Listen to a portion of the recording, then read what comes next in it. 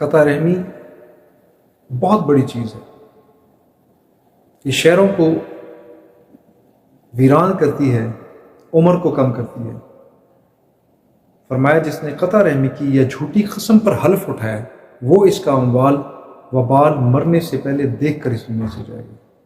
موسیٰ علیہ السلام نے اللہ تعالیٰ سے پوچھا کہ اللہ آپ کے ہاں کون سا بندہ سب سے زیادہ عزت مند ہے؟ اللہ تعالیٰ نے فرمایا وہ جو قدرت کے باوجود معاف کر دے۔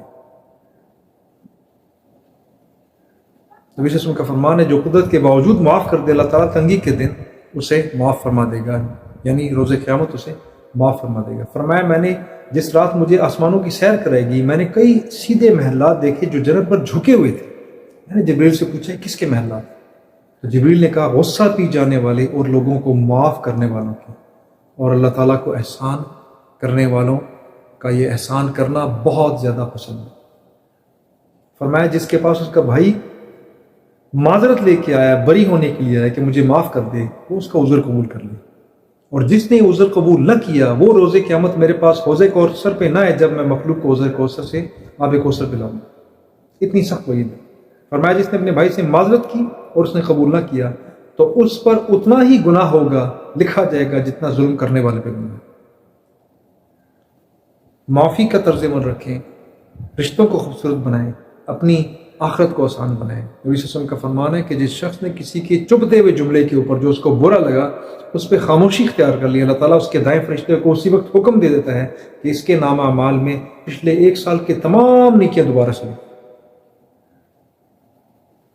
اتنا اجر ہے اس کا۔